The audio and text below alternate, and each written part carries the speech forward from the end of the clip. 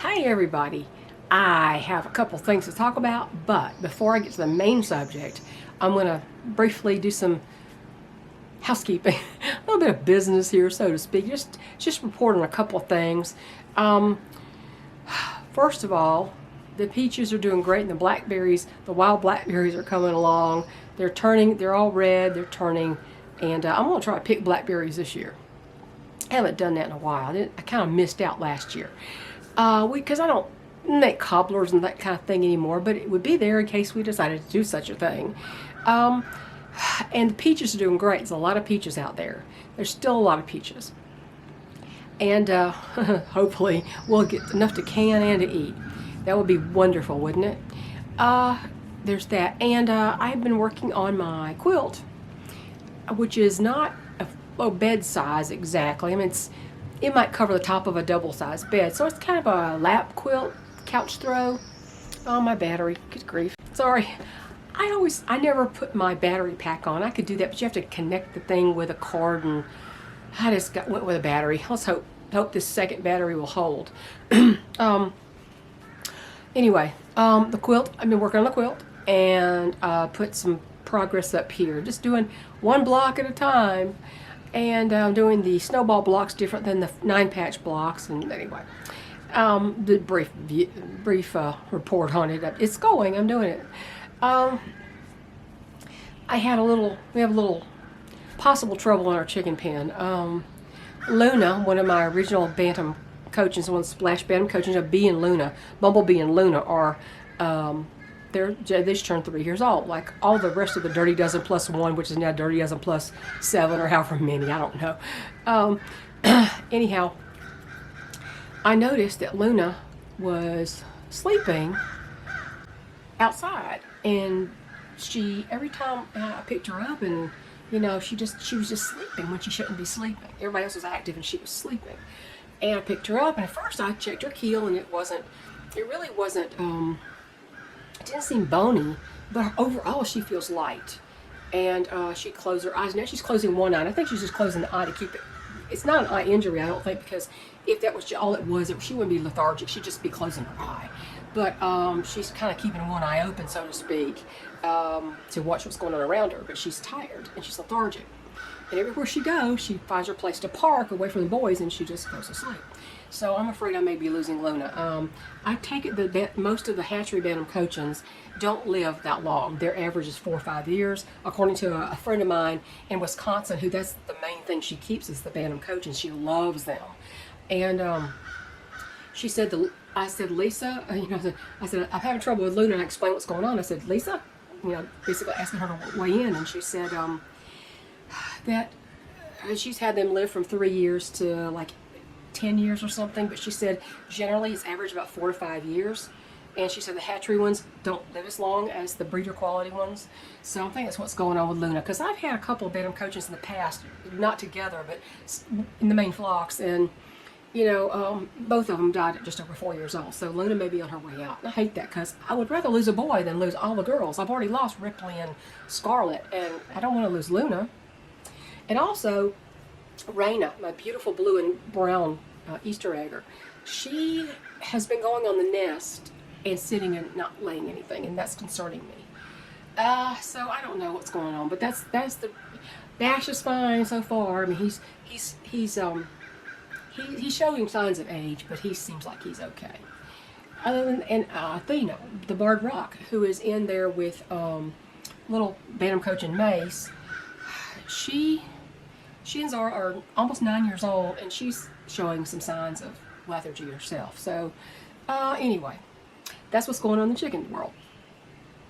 I wanted to tell you about, and this is carnivore diet related, ketovore more specifically with my husband more than me, which means it's mostly animal based with a few vegetable, little vegetable this and little things here and there, but basically it's animal protein and animal fat. Well, he's not been doing it as long as I have. But he was at the VA, and they did a kidney function. Now, his mother was on dialysis for like 4 or 5 years. She had kidney problems all her life. Now, he was thinking, well, maybe it's genetic, because he'd always had, his kidney readings are not right? And he's had kidney stones. Well, the VA said, oh, well, your creatinine levels have gone from 1.3 something to 1.55. That's concerning. So they insisted that he go to a nephrologist in the civilian doctor world, and they would pay for it, right? Well, he'd be paid for anyway, but he got referred to a nephrologist, and he'd seen the same guy in the past. He'd seen that guy a year ago.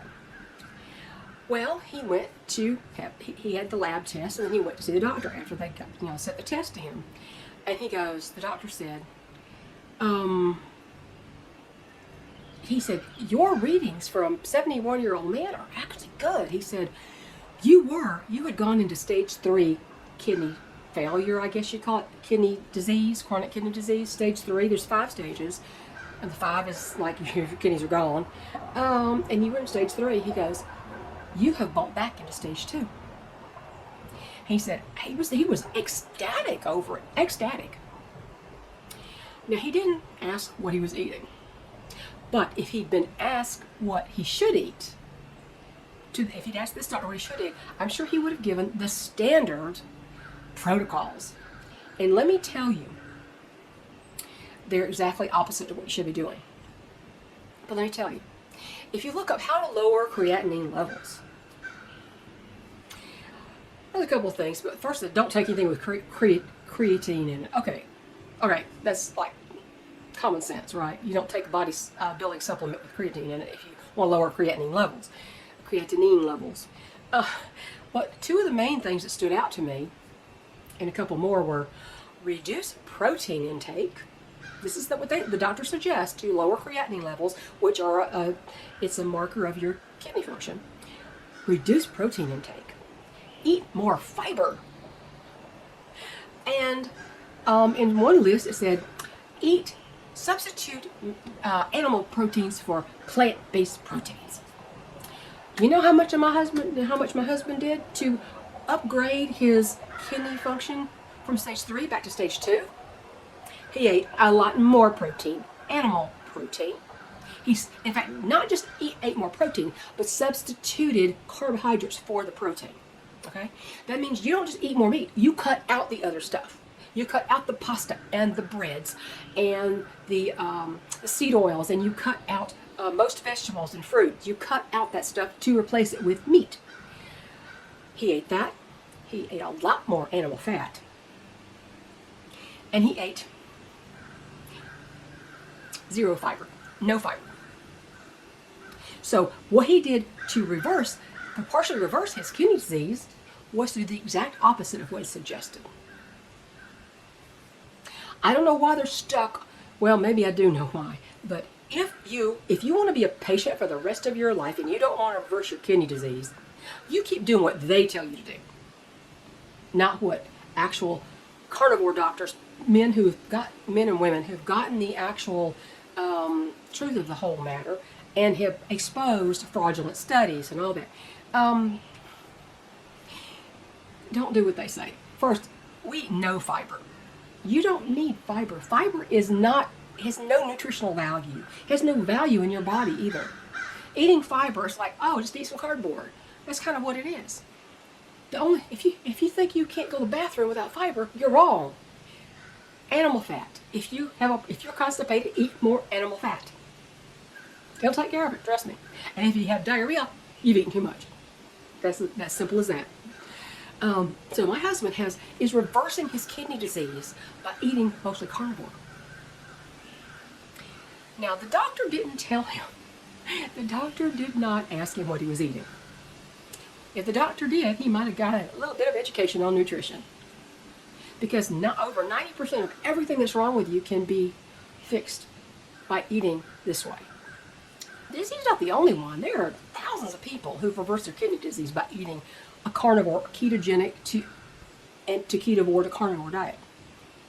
Because it's not a diet. It's a life. It's eating for life. It's amazing how our ancestors for centuries ate anything they could hunt, animal protein, all the time, animal protein, and very little agricultural product. And all of a sudden, in the 20th century, all of a sudden it's all bad for you, even though we've got all of human history to say it isn't. It's amazing. But you see, they want to keep you a patient. They want you to stay a patient. So, this doctor also said, he saw the VA readings. He said, they must be using some bad equipment. He said, no. See, creatinine level, last tested, it's the last time where the doctor said, oh, you've backed up into stage 2, not stage 3 anymore. It was 1.23. Now, I think the other reading was like 1.3 something. Over 1.3, you go into stage 3. I think it was like 1.33 or 1.35. And funny enough, the VA's reading the first time was kind of like that same reading, except this last one was 1.55, and the nephrologist says, there's nothing wrong with you. He said, this is fantastic for a man your age. He said, I'm not worried. He said, I'll see you in a year. So I thought I would give you some good news, and also a little bit of a hint about how to stay out of the doctor's office a little bit more. See, my husband was thinking maybe, he thought maybe it was genetic because his mother supposedly had kidney problems all her life. She was on dialysis for the last 4 or 5 years of her life. And now she was also a very heavy smoker that will also kill your kidneys. And the way they ate growing up, this is before they knew about this stuff, they ate a lot of seed oils. Had mostly, Crisco, seed oils, all that kind of stuff. Ate a lot of rice and beans. Rice and beans, they ate a lot of rice and beans. So, preppers, if you're prepping food, please try to substitute some of the rice and beans you're thinking about buying with some canned meats, okay? Canned meats. I know it's going to seem expensive, but you know what? Unless all your meat runs out, I wouldn't be eating that in the apocalypse. I would be eating things that promote health, not destroy health, and keep you a patient. See, that's what they want. They want you to stay a patient, and doctors are woefully ignorant about nutrition anyway. Except, of course, some have realized what was going on, like the doctor I used to have, Dr. Severson, who passed away suddenly. She knew, and she was a huge influence with me even thinking in that direction. Even though at 16 years old, I went on the Stillman diet, and then I went to the Atkins diet, and I lost a lot of weight, but I was still so sugar addicted, I didn't want to let it go. I was still in the dieting, diet then eat normal kind of mind frame when I was a teenager, which was 50 years ago, over 50 years ago. So, I just thought I would let you know. I've made an appointment with a new doctor, a female doctor. Let's hope that we don't butt heads like I have in the past with some doctors. Anyway, I thought I would tell you that good news. And he said my weight's on up and down. But he said my clothes, my belt's getting. I can tighten my belt more. I have to add more holes to my belt. And he said I can see my body is reshaping somehow. I said, but you see what happened with your kidneys. You had healing inside to do, lots of healing to do. Your body's going to do that before it deals with your weight. He lost some weight, yes, but he feels like he's stuck. But I hope this is going to encourage him to keep going, because carnivore does a body good. Like they used to say about milk, carnivore does a body good. Y'all. So I'm going to let you go. I don't want to ramble anymore. I'm going to talk to you guys later. Have a great day. It's a beautiful day. We got our pasture cut today, and I guess we're going to go on to the next thing on the list. Boy, that list is long and it's expensive. Bye, y'all. Oh, don't forget to answer my poll in the community section, okay? There's a poll I want you to vote in if you haven't done it already. Bye.